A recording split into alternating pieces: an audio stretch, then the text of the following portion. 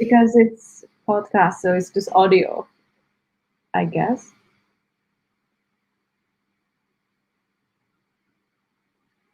Can can you hear me?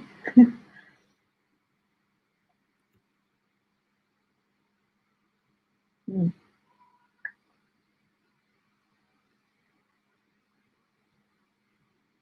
I think I've lost you for a bit. I can't hear you. Maybe. Hmm.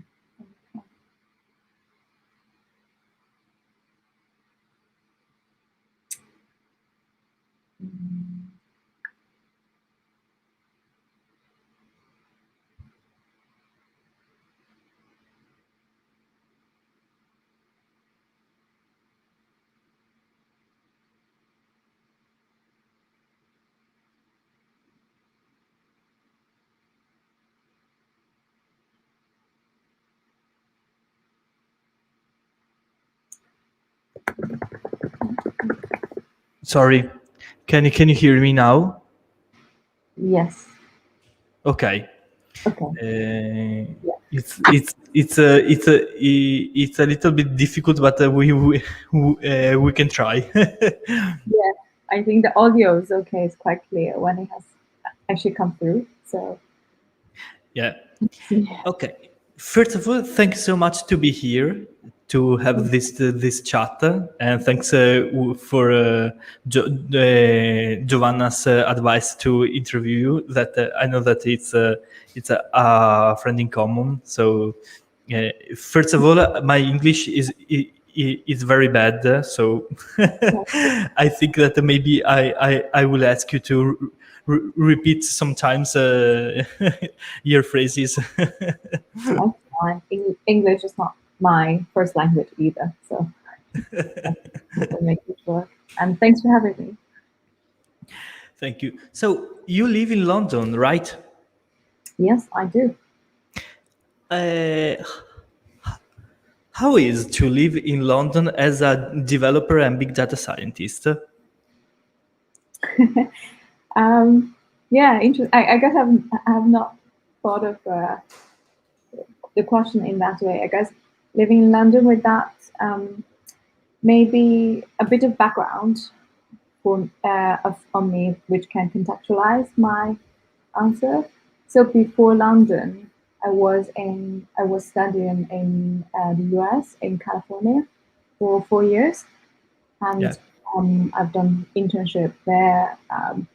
So kind of having seen kind of the tech Okay. field there, and then coming to London, um, I think this is my point of reference, maybe that I Okay. think it's yeah, it's very interesting. I think in London that there's a lot happening in terms of tech data and all that. But from my very personal experience, I felt like or maybe it's just my work experience, the kind of data science and engineering or machine learning that I've seen a lot happening in London. It's more on kind of enterprise level, or like a lot of them are in, Okay. or a lot of the clients that I work with are in, say, telecommunication, retail, and all that. Whereas I had the feeling that in maybe California, from what Yeah. I've seen, there was a lot of kind of user-centered products that the tech companies or startups there where kind of machine learning or AI or tech So pushing the frontier. So can I ask you? I've read before this interview that you worked in LA in United States, as you said. Mm. Uh, what are the main differences between working there instead of working in London, and what have you found of better here there? Sorry. Yeah, I mean, I guess on the like the more superficial level, the main very big difference is that the startup that I interned for in LA was on the beach, where now I'm So working. quality of life.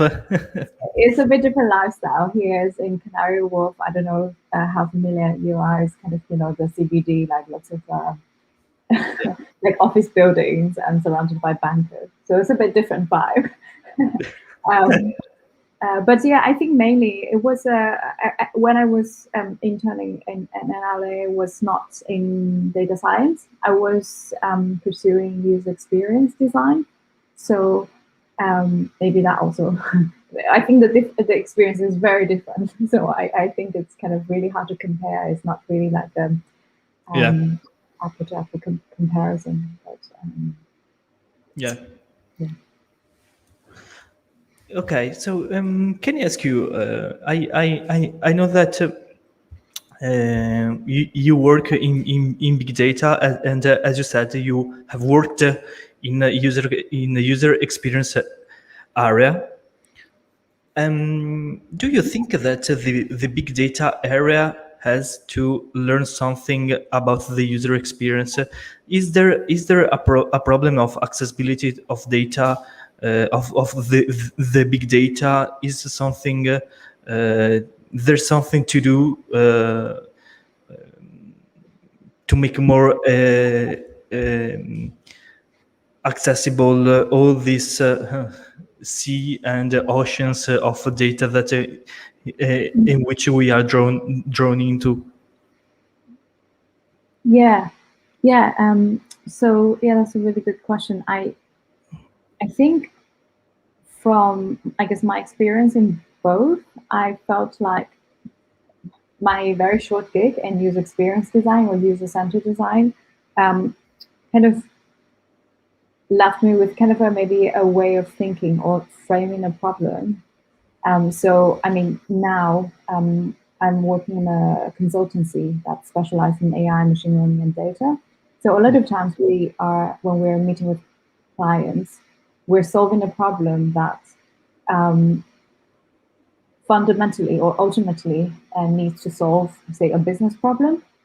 Um, but data and machine learning are just tools, or sometimes it can be the obstacles Yeah, to solve that problem. So I think, at least for me, I think kind of having learned and worked with kind of methodologies of user experience design or user-centered design or design thinking in general kind of helped me maybe approach a problem in in a bit of a kind of high level view or like a more like instead of I think so I think in engineering, for example, usually when you tackle a problem is quite specialized and it's like divide and conquer, and a lot of times as an engineer or a developer the problem yeah, that's handed down to you is quite granular already. So it's very much of a more I think bottom up approach, whereas designers tend to have more of maybe a holistic view or like a top down approach when they approach a problem. So I thought that was really beneficial. Um, that's kind of maybe the biggest benefit I'm drawing from that experience. But I also I think maybe to answer more directly to your question, I think yeah, yes, data and I guess any technology, um, whether it would take off or not, or how much of its impact is realized, depends on how powerful it is at solving the problem, but also how user friendly it is. So I think at some point, when yeah, you're collaborating with other people on the same Git repo, for example, um, there's room for being more you want it to be more user friendly and to think of like persona of who's gonna take over your code, your yeah, repo. I think that kind of building a persona and thinking about kind of what they really um, want to get out of this experience can sometimes help you just be a better communicator, I think. yeah. Talking about about this topic, Noam Chomsky said that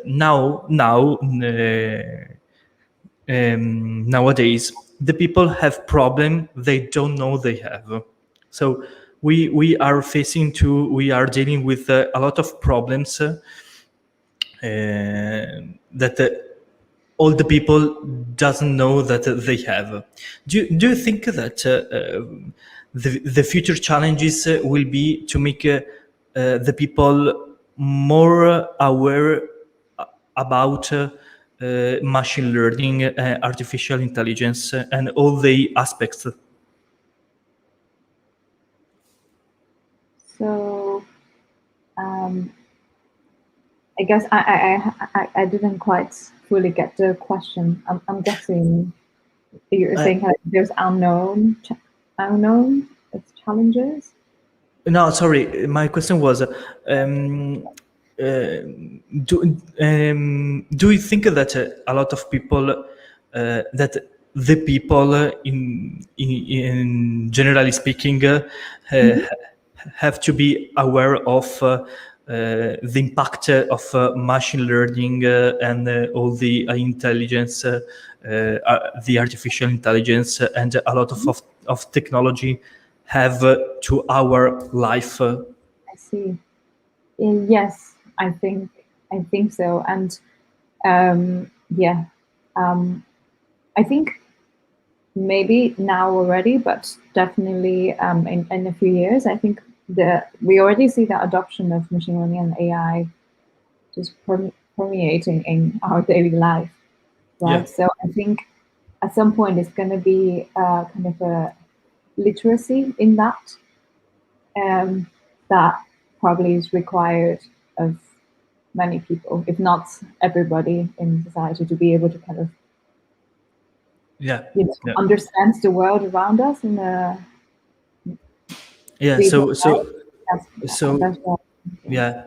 So you think that not all the people will be able to understand what they are using, the technology they are using, and all the aspects that are impacting on us, for example, for the privacy. And about the privacy, for example, also thinking about the COVID, right? The COVID period we have lived. Do you think that also talking about also the big data, so the ingestion of big data that are related to our life, we have to lose a part of our privacy to something bigger? For example, for the contact tracing that we had, but for example, for a lot of technologies that can help us. I don't know if I was clear. Yeah. Wait, is that a question or a comment? Because if it's a comment, I totally agree with the sentiment. I guess. Okay. Do you? Well, I guess to expand on that a little bit, yeah, privacy, I think, or I guess even going back a little bit to what you've said earlier about, AI and machine learning data's kind of impact on society. There's privacy concern, there's also fairness and, bias that it may have caused, and surveillance. There are many kind of, I think, topics that I think it's entering more into the public's consciousness, but sometimes perhaps through like very sensational newspaper titles, which I think it's good to let people aware of this, but sometimes I do also feel like some of the discussions that's out from purely from people outside of the industry it may not be the most helpful one because it's very sensationalist and is not really like on the practical level. And a lot of it is actually what machine learning AI is say exacerbating. It's nothing new. I don't think they're inventing new biases or necessarily inventing a lot of new ways of penetrating into people's privacy, but it just has made all the previous ways much more powerful. Like it just really accelerated that. So as for privacy, um, I I think that's a very hot topic. Like I mean, with GDPR and all that, I think the regulators are also catching on, and definitely I think there is already more kind of actions on that. And in terms of machine learning, a hot topic in machine learning is also privacy preserving machine learning. So it's actually a very exciting and innovative kind of field where now many researchers are looking into different ways of still and say learn a model really well, but preserving the privacy of the people in training data set, for example. Um, and also another technique that's very popular is federated learning, and that would allow a model to learn on data that's fragmented and people's devices without having without being uploaded to the cloud. So I think all these now maybe it's a bit still kind of a nice to have or very cutting edge research, but maybe very soon it would be a must have for consumer technology, and I think that would be great. Like I think Yeah. quite optimistic about the things that people can gain from this. Sometimes, like you said, it's for the greater good, for for public health. Sometimes maybe it's for their own kind of convenience, and there's a lot of things to be, I think, gained from Totally agree. Yeah. sharing some, but obviously not maybe just sharing it without knowing. I think that's the danger. Yeah. Yeah. Yeah. I totally agree. Um, you are a data scientist, right? Yes. And do you think that speaking about the data scientist world and the developer world, for example, for the world of the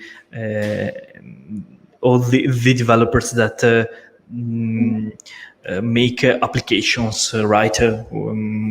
Web application. Do you think that in the future all the developers will have to be more data scientists? So a part of the data scientists have to enter in the world of the developer that now uh, don't know all the aspects of the machine learning. They don't know how to train a model. They don't know how to create a model. So do you think that these two job roles will be work even more together? Mhm. Yeah, I think we already see a lot of that. The increasing field of ML ops or ML, it's essentially machine learning in operation or in production, and that's where basically with data scientists and the DevOps engineers, data engineers have to work very closely together. And still, I think there's a gap, and then that's why Yeah. there's a role of machine learning engineer. Yeah. And I think, I think the landscape of this is changing really fast, and I don't know exactly how it would be in the future, but I do feel like as a data scientist myself, I personally have been very interested in machine learning and deployments recently, and Yeah. my opinion is that maybe in the future, as a data scientist, you need to be more. It might become a requirement that you need to be much more aware of the infrastructure around data and deployment. You don't perhaps need to be a machine learning engineer yourself as well, but at least I think more a level of understanding and appreciating Yeah. gap between, developing something in a notebook versus deploying that is very important. So Yeah. yeah, I think definitely. Um, Yeah. Can I ask you, with the Brexit, is changing something in the business of the big data? um, I think I can't really speak much to it because I don't think I've experienced it firsthand. So Okay. yeah, I don't know because I think maybe say GDPR uh, was a EU initiative and policy, but I'm not fully up to date with it. But my understanding or impression was that UK is going to, kind of inherit that or still use that. But for that, actually, I don't think I'm knowledgeable enough to really speak. Okay. If you experience much that from the other side from Europe, do Okay. you feel that um, affecting the big data? Okay. Um, um, a last question. Um, you know that the machine learning is something that comes from the academic area, the academic world. I had some talks with a lot of the some machine learning engineers and specialists that told me that it's very difficult to make the companies to make understand to the companies that machine learning something is sometimes something about the research experimental is something that is ongoing. You don't have right now a model ready, but you have to study the data. You have to understand what comes in, and it is not so fast, so easy to create, to develop. Do you think that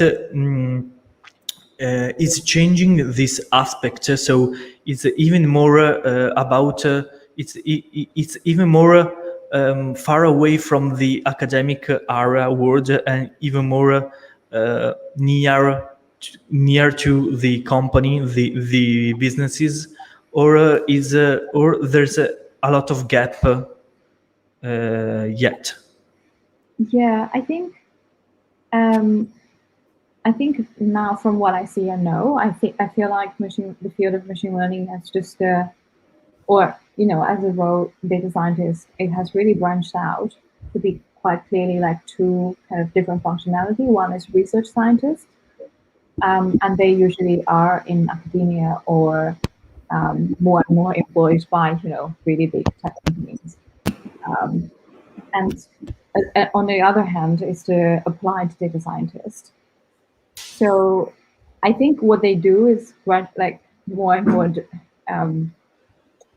different from each other. So I think for research scientists, for example, they they develop new algorithms, right?